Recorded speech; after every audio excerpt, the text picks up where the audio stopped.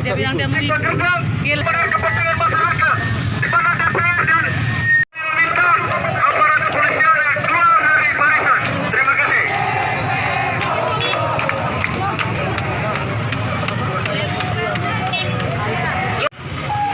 Hari ini tidak boleh terjadi.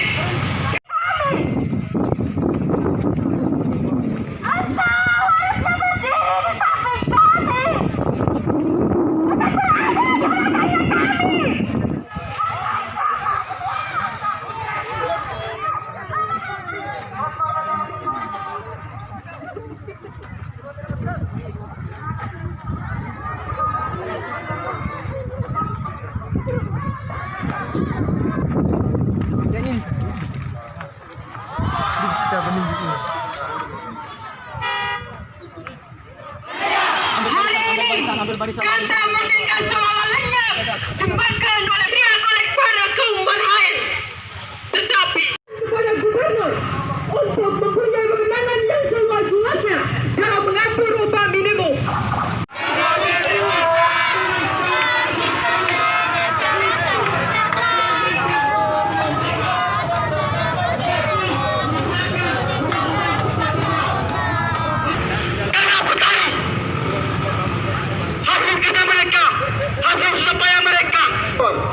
Hari ini TPR yang kita percaya, presiden yang dipilih oleh rakyat Indonesia sendiri.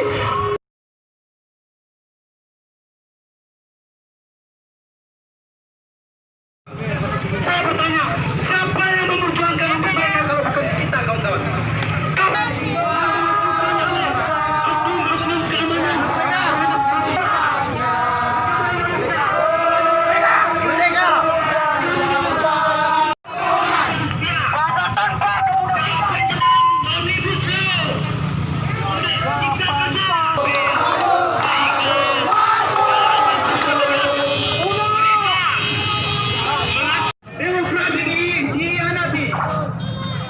DPR berselingkuh dengan investor.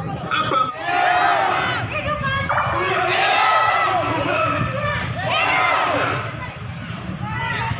Kita nyatakan kapitalisme.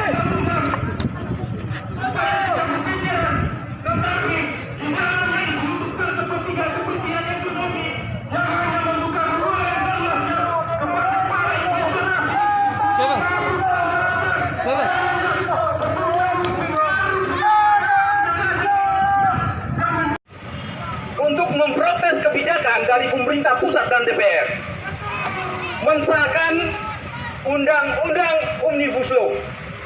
Apa itu Undang-Undang Omnibus Law? Undang-Undang Omnibus Law itu adalah rangkuman dari sekian banyak produk hukum yang mengatur tentang perburuan, tentang kehutanan, tentang petani, itu di dalam satu produk undang-undang yang namanya Omnibus Law. Kalau kita mau melihat perbandingan antara Undang-Undang Nomor 13 Tahun 2003 tentang Ketenagakerjaan yang di dalamnya mengatur tentang hak pesangon bagi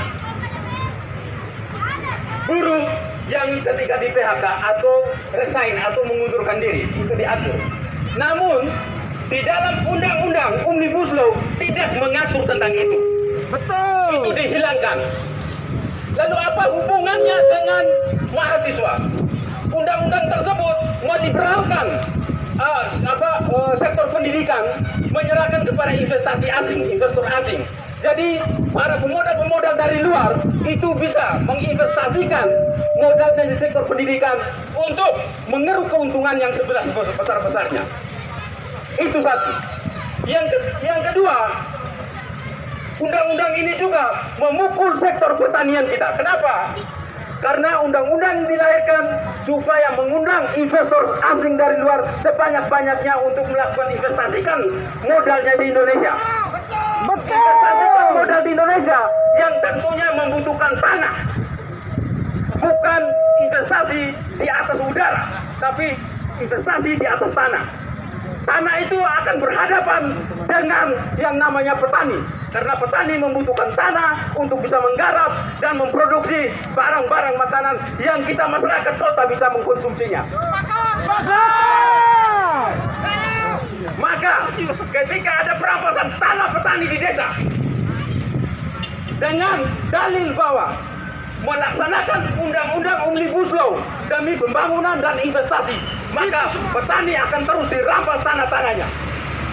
Sudah terbukti di NTT, ketika Gubernur NTT coba untuk menggaungkan menjadikan NTT sebagai provinsi pariwisata. Kita tengok Manggarai Barat, tanah-tanah dirampas oleh kaum pemilik modal. Investasi yang mau dibangun pabrik semen di Manggarai Timur itu pun merampas tanah petani, merusak lingkungan. Ini satu bukti bahwa pemerintahan kita mulai dari pusat sampai kepada daerah tidak berpihak kepada rakyat. Maka jalan bagi kita adalah politik parlemen jalanan, itu menjadi jalan satu-satunya bagi kita untuk bisa merebut hak-hak rakyat. Itu saya sebagai perwakilan dari kaum buruh di Kabupaten Sika menyerukan kepada mahasiswa dan kaum muda di Kabupaten Sika untuk jangan pernah menyerah dengan perjuangan. Memang perjuangan ini butuh waktu, butuh ekstra, butuh pengorbanan nyawa, tenaga, keringat, darah dan air mata. Itu sudah dibuktikan di dalam sejarah perjuangan bangsa ini. Kalau kita bersatu, satu saat kita akan harus bicara tentang perebutan kekuasaan. Kekuasaan itu selama masih ada di badut-badut yang ada di Jakarta, yang duduk tidur dengar diam dapat duit, itu tidak akan bisa ada berubah. Hanya ada di generasi-generasi kita ini. Maka gerakan kita punya harus membangun sebuah gerakan politik yang harus bicara tentang kekuasaan politik. Jika tidak, kita hanya dijadikan tukang kritik sejati. Nanti orang bilang begini, mahasiswa tukang kritik. Coba kalau mereka masuk dalam sistem, pasti mereka juga sudah diam. Untuk kita bisa mengaplikasikan gagasan-gagasan kita, harus berkuasa untuk membuktikan itu. Kalau tidak berkuasa, maka kita akan dijadikan sebagai tukang kritik sejati. Terima kasih teman-teman sekalian, tetap berjuang. Hidup mahasiswa Indonesia! Hidup mahasiswa! Hidup buruh! Hidup kaum miskin kota! Hidup buruh! Terima kasih. Atau rakyat Indonesia secara menyeluruh. Namun ternyata harapan masyarakat, harapan rakyat, lidah rakyat sekarang justru berbalik arah menuju sosok terserang yang menghantui kehidupan masyarakat. Kita dengarkan adik-adik para mahasiswa yang kami hormati, kami banggakan. Saudara-saudara yang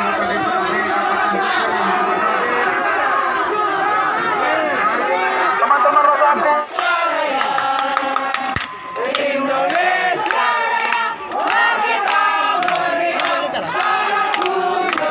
Yang tadi kita sudah lewati tahap demi tahap dan tuntutan adik-adik semua. Oleh karena itu pimpinan mengambil sikap mengalokasikan waktu hari Senin jam 11 kita akan ambil tempat di salah satu ruang pimpinan DPRD untuk kita lakukan diskusi. Kami berharap Korlap keterwakilan OKP yang tergabung dalam Cipayung Kabupaten Sika, hari Senin kami butuh kehadiran 15 orang di gedung DPRD di salah satu ruang pimpinan. 20 orang, ya, 20 orang untuk sama-sama dengan pimpinan dan anggota kita diskusi bersama. Itu.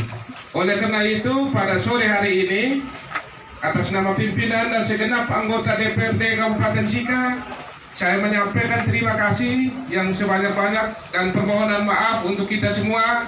Kami sadar betul ini niat baik dari adik-adik untuk memperjuangkan ini, tetapi juga tidak mengurangi apa yang sudah menjadi agenda DPRD saat ini. Hari ini, hari Senin, kemudian Selasa, DPRD sedang membahas anggaran perubahan tahun 2020. Sebagaimana tadi awal saya sudah sampaikan. Dan hari ini kita sudah skor dan lanjut Banggar hari Senin mulai bahas. Tapi kami juga menyediakan mengalokasikan waktu untuk hari Senin kita bisa diskusi lebih jauh. Oleh karena itu kami berharap adik-adik di sore hari ini sudah bisa kembali ke rumah masing-masing. Lanjutkan tugas pokok adik-adik yaitu belajar. Bahwa ini tuntutan organisasi kami paham.